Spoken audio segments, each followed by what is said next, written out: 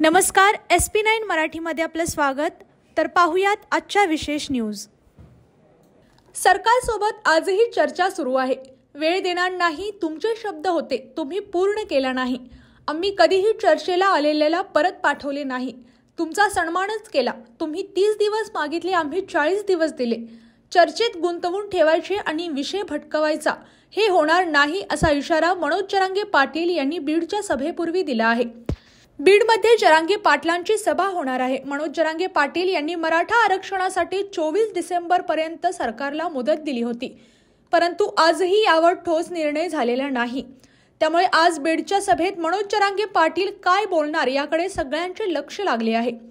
तत्पूर्वी पत्रकारांशी जरांगेंनी संवाद साधला। ते म्हणाले की मराठा समाजाला किती दिवस तुम्ही झुकवत ठेवणार? आमच्या संयमाचा अंत पाहिला जातोय। तुम्ही शब्द द्यायचा, आम्ही पाळायचा नाही, हे किती दिवस चालणार? सुरुवातीला 3 महिने, त्यानंतर 40 दिवस दिले, तरी पुढे काय झाले? अजूनही आज आणि उद्याचा दिवस आहे असं त्यांनी सांगितले। या व इतर काही बातम्यांसाठी पाहत रहा SP9 Marathi. Your time your news. धन्यवाद।